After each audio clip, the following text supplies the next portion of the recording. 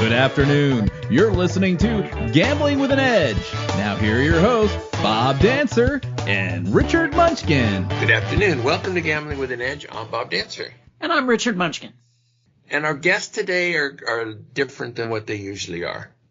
I am going to interview Richard, and then Richard is going to interview me. And we've never done this before, and we're not sure how it's going to work out. But let's find out. So, Richard, you and Daryl were gambling partners for more than 3 decades. So let's take a hypothetical, or may or may not be hypothetical. Assume 20 years ago, the early 2000s, you and Daryl found a hole card play at Harrah's New Orleans. Now, I don't know if you've ever played at Harrah's New Orleans, but for the sake of the discussion, let's assume you did. So, and let's kind of go through some of the nuts and bolts of the play. So, Harrah's New Orleans is near the French Quarter, and there are 10 or more other hotels within 3 blocks of Harrah's New Orleans. So, would you and Daryl have stayed in the same hotel or in different hotels? Well, first of all, we did play Harrah's New Orleans 20 years ago. And at that time, I don't know if it's changed, but Harrah's New Orleans did not have a hotel themselves. So you had to stay off property, which we would do anyway. There was someone else with us as well, usually when we were playing back then. So definitely we would stay at another hotel, and because it was not connected to the casino, I mean, we weren't staying on a comp. We would pay for the hotel. And so, yeah, we would stay in the same room. And even if there were 3 or 4 of us, we would often stay in the same room, not because we couldn't afford another room, but just because everybody wanted to be talking long into the night. One of my favorite parts of the job actually was the hotel room after the play or before or planning the play or whatever. So yes, we would be together in a hotel room. All right. So Harrah's New Orleans has at least 4 separate entrances. I'm assuming you're not all 3 of you coming in together at exactly the same time. So how would you space it? Would you come in the same entrance, or would you come in different entrances, or was that not important? It is important, and we would not enter the casino at the same time at all. So usually if it was a hole card play, or even if it's not, even if it's another kind of play, we would stagger entering the casino. In particular, if it was a hole card play, the reader would go in first and start looking around for a game. And then, depending on how much, it doesn't matter what door you're going in if there's a bit of time in between the entrances. So if you're coming in 15 minutes later, it doesn't matter, if you came in the same door as somebody else. So, we would stagger the entrance. We would all be scouting until we found the game that we wanted. And then the reader would sit down first. Now, sometimes, let's say that I was going to be the big player and I found the game, I would sit down in the lucky seat and wait for the reader to see me, at which point I would signal to him, and we had a signal that meant take me out, switch seats with me. And in this case, for example, let's say I would switch with the reader, I would walk away, and now maybe Daryl would come sit down as the big player. And then maybe later I would come back and join the table as well, or not, or I might go look for another game or whatever. So that's kind of the way we would do it. And by the way, that the idea about entering the casino together, I've said in the past that I think the fact that I was a dealer really helped me as a player. And I can't tell you how many times I saw 2 guys walk into a casino together and then suddenly head off in different directions as if they don't know each other. So this was just me looking around the casino as I was dealing or on the floor or whatever. I remember one time walking into Harrah's in Las Vegas, and there were two guys in front of me, and they walked in the door of the casino and like walked off in different directions. And I was like, oh, these guys are up to something, so I just kind of followed one of them to see what they were doing, where they were going, what table they were, and it turned out to be two guys who were playing a hole card. Now, so there's this readable dealer that you've found, and the dealers is it 40 minutes on, 20 minutes off? Is that the normal dealer schedule? It varies. Some places it's they work 20 minutes at the table and then run to a different table, and they don't come back for, an hour and a half or something. So it varies. Sometimes they have their own table, which is obviously the best, and sometimes they run a rubber band, it's called, and they get sent to a different table each time. And then there's a third option where there's like a 4-table rotation, and they go 20, 20, 20 off, or 3-table rotation, I guess, 20, 20, 20 off. So it just varies. Okay, so if it was going to keep coming back to the same table, say 40 on, 20 off, but back to the same table, would you play during the 20 minutes that the other dealer, presumably who's not readable, was there? Or because you want this? People who are nits will get up and go to the bathroom. The reader, of course, will stay. He's got to stay in the seat. People who are nits, who don't want to give up anything, will get up and leave for the 20 minutes. And there's nothing, I mean, it becomes really obvious when people do that, but people do it. So we would usually stay and play through. We might bet a little less than we were when the good dealer was there, but usually we would stay. Now, if they're going to be gone for an hour and 20 minutes or whatever, because they're, they rotate to 2 other tables and then come back, well, then we'd leave for the hour or whatever, but get back to the table before the dealer came back. So we were already there when they came back from that rotation. Well, if the dealer was readable and it goes to another table, wouldn't you follow him to his new table? No, not unless there was a separate reader at the other table. It just looks too obvious if you're just following a dealer around the casino. It's fine if you're betting quarters or something, but if you're trying to bet close to table max, you don't want. Again, it just becomes too obvious. So if there were 3 of you, and presumably you're all competent at all the jobs, that's a big assumption. Usually the reader is a very specialized skill. And a good reader is hard to find.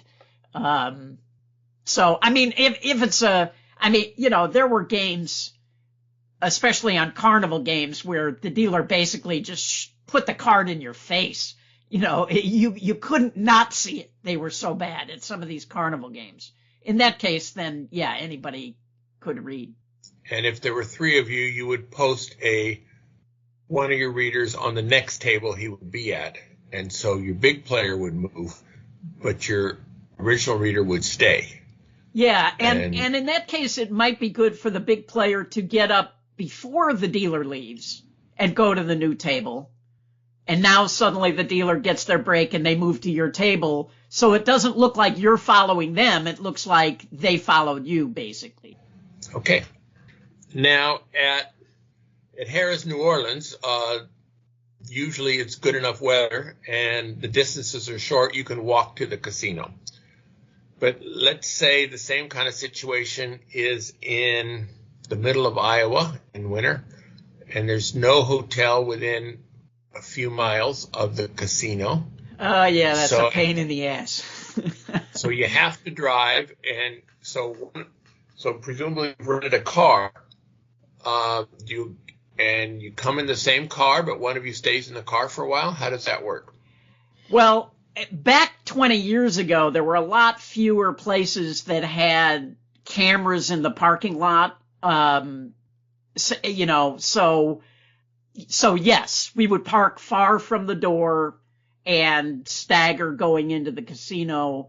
Nowadays it's really better to have two cars. And even then, if you can park not because of these cameras all over the parking lots now, it's better if you can park not in the casino parking lot.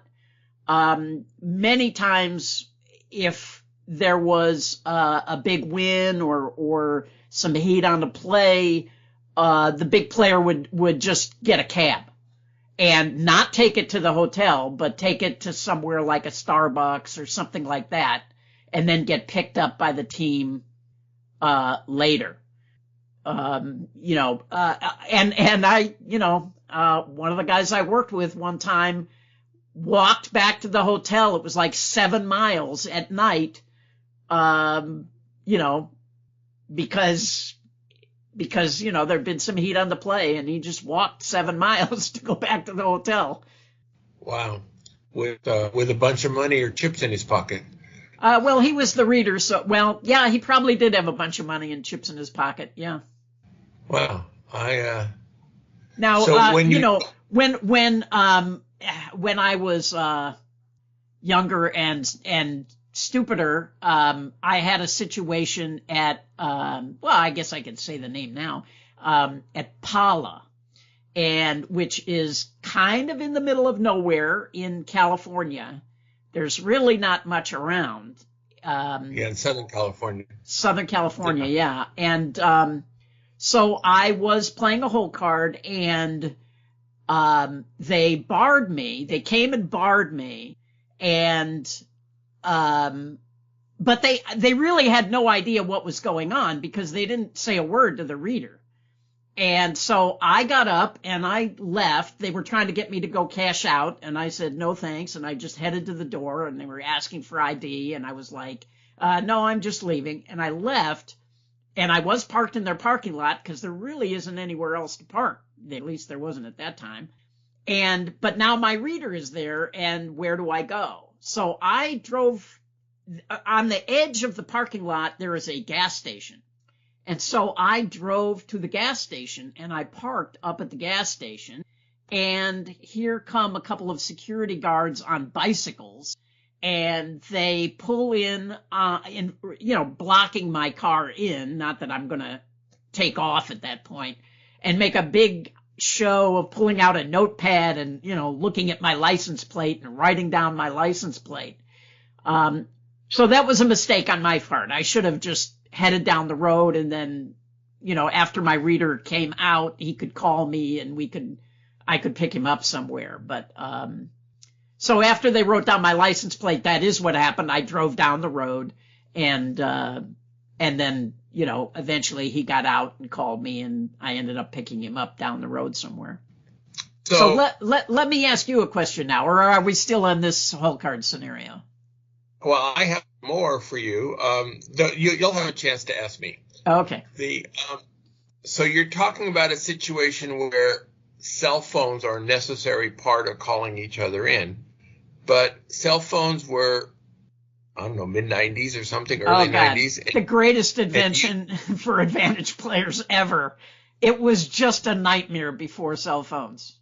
So tell us a little bit about how it would be without cell phones. How would you do these kind of things? Well, it was all signals. So before a play, we would agree on a backup casino. So if we can't find anything at this casino, we're going to go to casino number 2.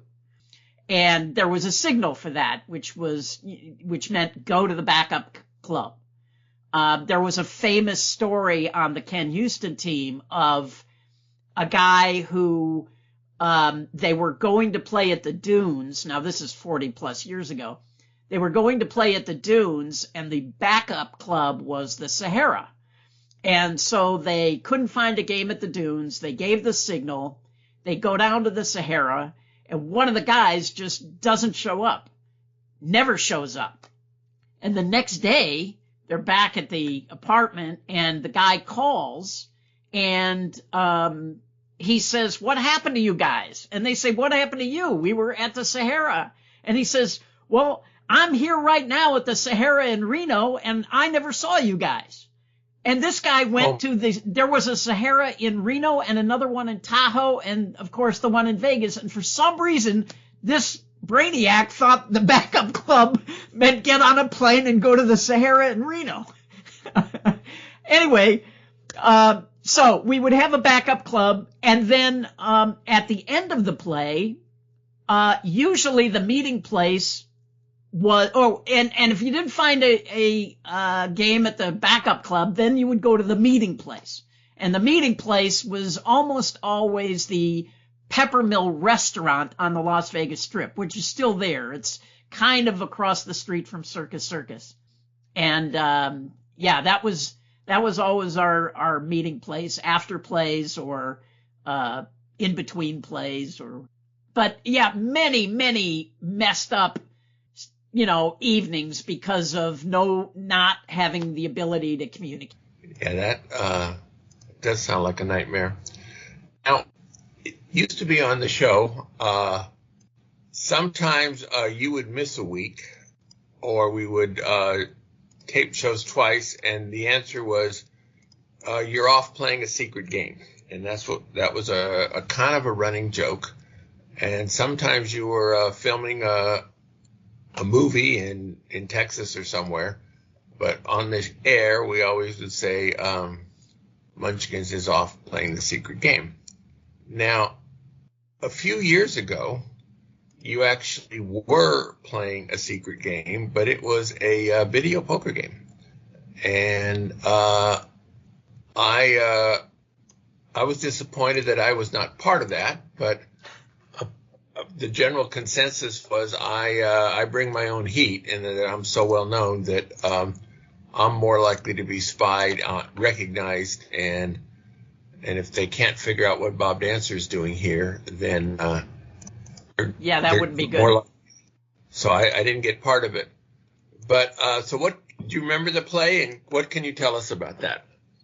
Oh, well, I definitely remember the play, but it was a very, very unusual play for me because I had nothing to do with it. I mean, I didn't find it. I didn't manage it. I didn't recruit the people. Basically, I got a phone call from someone that I really had not worked with much at all.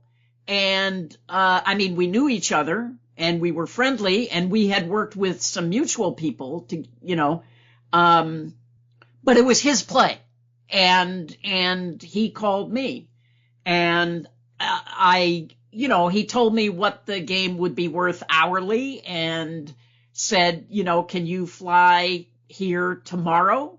And I said, yeah, absolutely, and because it was a very, very high hourly, and this was a machine that was mispaying, and it was mispaying in a way that was completely legal for us. So, it wasn't like an ATM that was spitting money out when it shouldn't be. And I remember I said, how much cash should I bring? And he said, $40. I was like, okay. He goes, yeah, there's no variance at all. You just sit down and start winning. So, it was really enjoyable. I ended up working with a bunch of guys I had never worked with before, and they were very professional.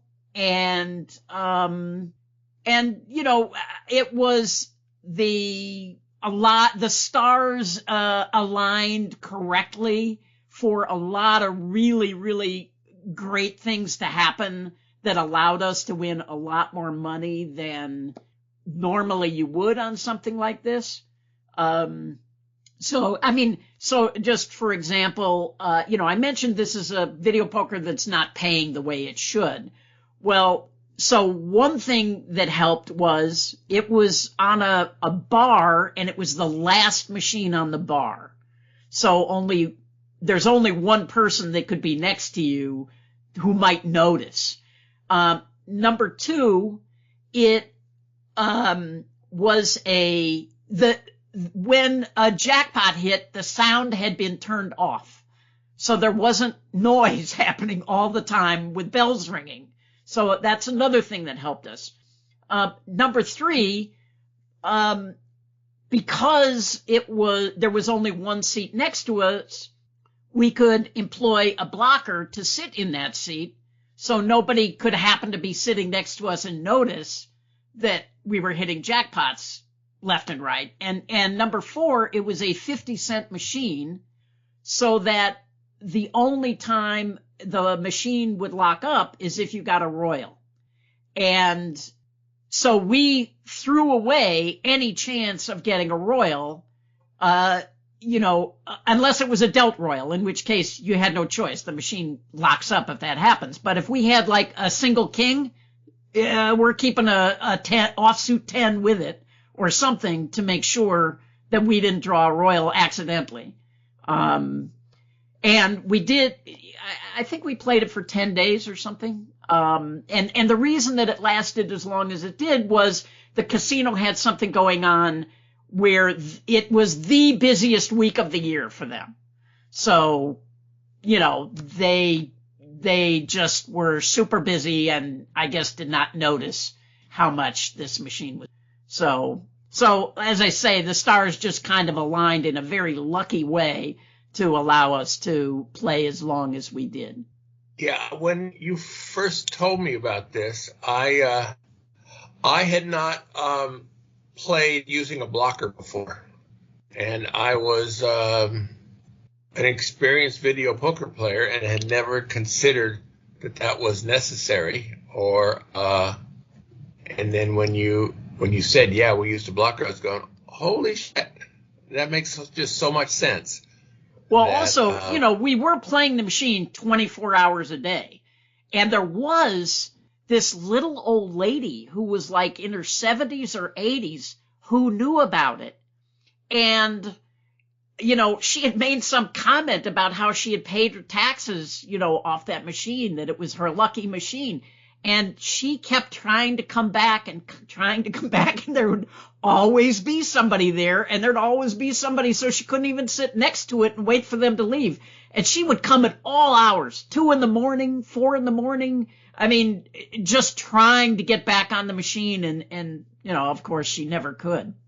But yeah, using a blocker is we often have to occupy seats in blackjack to keep other people away from a table. So they're not really blocking anybody's view, but they're there just to block other players from getting on the table. So yeah, it was a great idea. Again, it wasn't mine. Of all the plays I've made, it seems weird to be talking about this one because really I was just kind of a button pusher. I was not any of the creative aspect or any part of organizing the play. So what caused it to end? Because obviously it did end. It's not still going on. Yeah. At one point they just shut down all the machines on the whole bar and started going through them one by one, and we kind of knew the jig was up. And yeah, and I guess they eventually realized something was happening, and they sent somebody down there to fix it. But the guy who was playing at the time got out with no problems. Nobody had any heat. I also would say that they were very good about planning how to handle the money, and that was every time you got your balance up to about $900, we'd cash out a ticket and then put in a $100 bill, and you would accumulate these $900 tickets, and you could go to kiosks and cash those $900 tickets. And nobody would cash, more than $9,000 in any single day. So we were really just kind of invisible. Huh. And to me, I found that a very interesting play. All right. So, Rich, do you have any questions for me?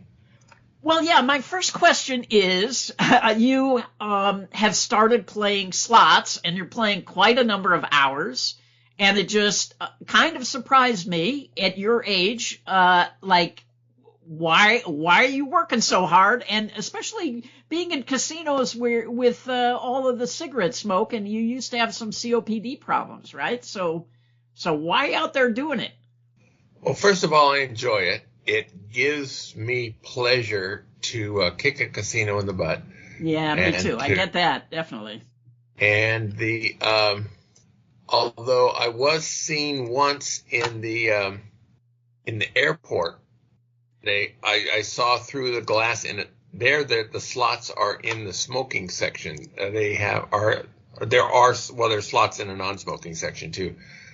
But I passed the smoking section and saw this great game, and so I played. And then somebody who's not one of my fans saw me in the smoking section and decided to mention it to on Twitter. The world.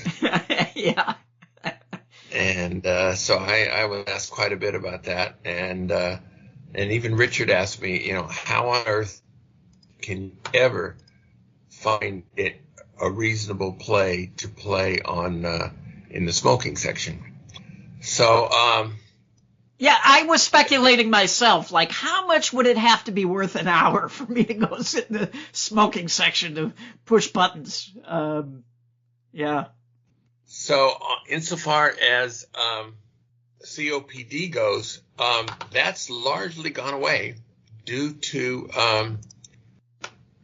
my weight, my diet, and the amount of exercise I'm doing. So I've talked a lot about longevity situations in the recommended section over the past number of months. And for me, that's really working. I am healthier now than I have been in a long time, which so the COPD is gone. I have an inhaler with me, but I have not used the inhaler in several months. And, any time it could come back, of course. But yeah, well, that's good. It is. It's like I've come to the opinion that it's almost as though things like asthma and certain other diseases are kind of voluntary diseases, which I'm sure is very offensive to people who suffer from one of these diseases, and who will tell me that there's nothing voluntary about it.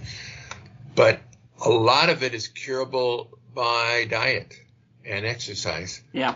And so there's people who just don't want to hear that. And so the longevity stuff I'm reading is suggests that it matters.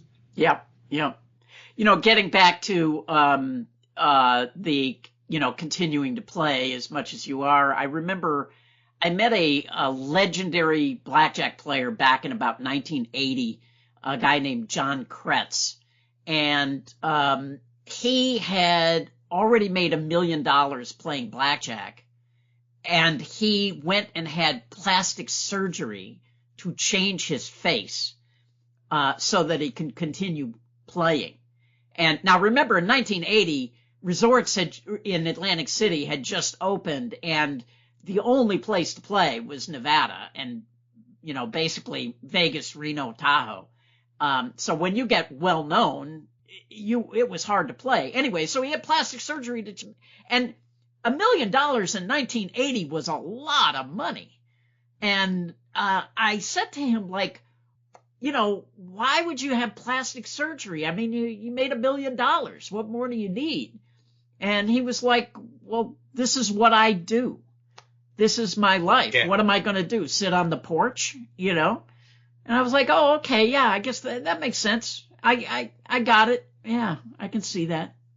Yeah, and that's partly, his answer would be the same as my answer. And, I would need to have some sort of intellectual stimulation. And so, which is why, in addition to gambling. I still do some improv. I still do some storytelling. I still do a few other things. I'm so concerned about people who say, well, he worked for 40 years and then he retired and he was dead 6 months later because he just didn't know what to do with himself. And yeah, I get it. And so so there's just a whole bunch of things that I still do in addition to gambling. Now, one of the things I haven't talked a whole lot about it is people on this who listen to this show mainly know me since 2010. And my claim to fame happened in 2001 when I hit the $1 million in 6 months. And that was a life-changing situation. I know I was a real penny pincher, saving up money to I would put Jimmy Jazz to shame as to how I would pinch pennies, and I would out frugal Gene Scott. And then all of a sudden I was a millionaire. And it changes your perspective on things.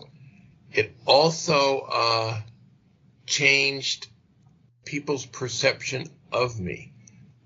I was not any smarter after I had that $1 million 6 months than I was before it.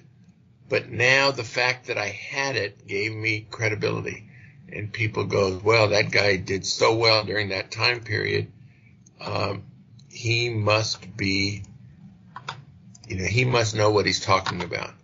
So, writing books gives you credibility too. Not always deserved, but just the fact that you've written a book, some people just take that as, well, he must know something. He wrote a book. But yeah, you did become the authority. But, I also, for a big part of my career, I was pretty frugal too. Not to your degree, but I always had this feeling like it could all be over tomorrow.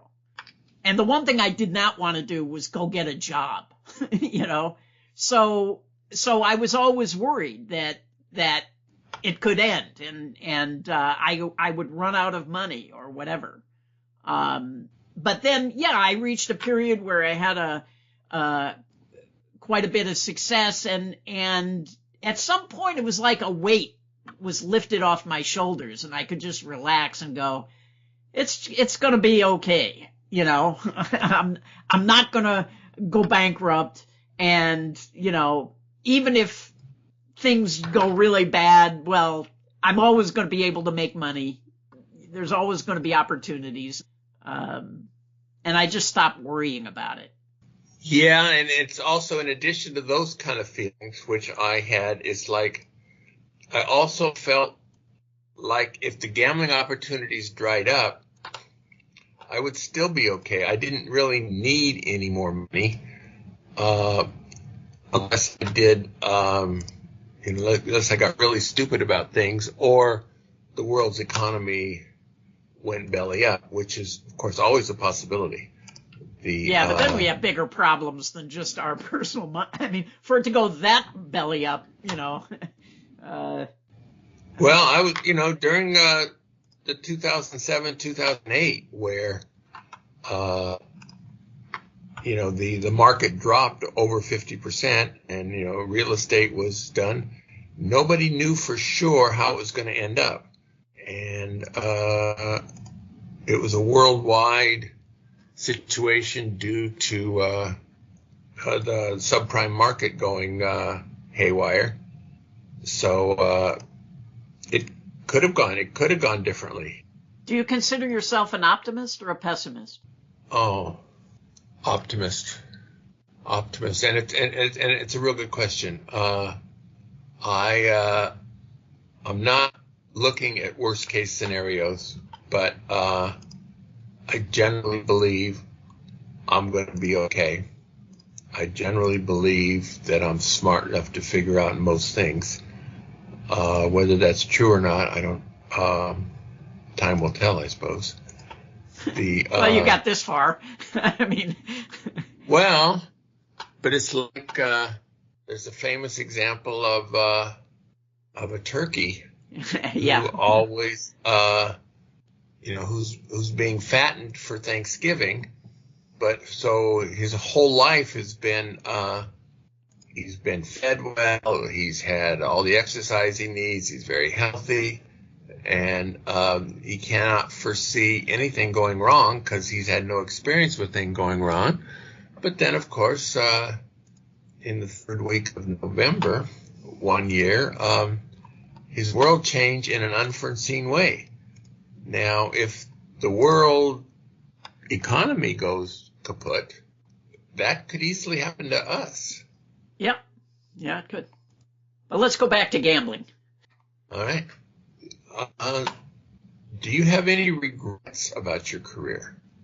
I used to say that I regretted not working harder back when every time you turned around there was another hole card to play, or that I didn't take more advantage of playing with computers back in the early 80s when it was legal. But now I think about that and I'm like, well, what would the difference in my life have been? Really, not much. I mean, maybe I'd have more money in the bank, but I'm doing okay. So no, I got scammed by a guy. I think this is something we don't talk about enough, but I know a lot of gamblers who have been scammed. And, yes. I got scammed by a guy and I really regret that. Man, that was a nightmare. The worst part of it was that, I had a lot of friends who were involved and they lost money. It was much worse them losing money than me losing money. And I ended up, suing the guy, and it lasted for 5 years and ended up going nowhere. And, so I really regret that. And of course, when it's all over, you always look back and go, how can I be that stupid? How did I fall for that? But, I guess that's my big regret. How about you? Well, it's always, I have spent, decades chasing a dollar. Both of us are quite bright enough. We could have made a difference in this world with, trying to cure cancer or trying to do something more worthy than just chasing a dollar, because casino gamblers are basically not contributing to the world. They are... No, but we contribute through the arts, right? I mean, you've been writing. That's a contribution. That's certainly, for me, the gambling was always a means to an end. It was a way to make a living for me to pursue the creative endeavors I was interested in. Yeah, so that's how I justify it. And that, so I have, but it is still, I think a lot of gamblers think, is this, if those of us whose parents are still alive, which is not the case for me, explaining to mom and dad, this is what I'm doing. And them saying, the idea of, but you could be doing so much more. And I'm going, yeah. But, so overall, I'm happy with my life. But every now and then I'm wondering, is just making money enough of a reason to spend your life? Yeah, well, maybe you should do some volunteer work. Well, I actually do. And I actually do things other than gambling. And so, yeah, and I keep encouraging other people to do that kind of things too. All right, so we've had a nice episode. We're not doing sponsors today. Simply, this was a bonus episode that we originally didn't plan, And so we're still going to have one last session next week. It's a mailbag session, and looking forward to that one. And then it's goodbye for Gambling with an Edge. So thank you, Richard. Go out and hit lots of royal flushes, everybody. Good day.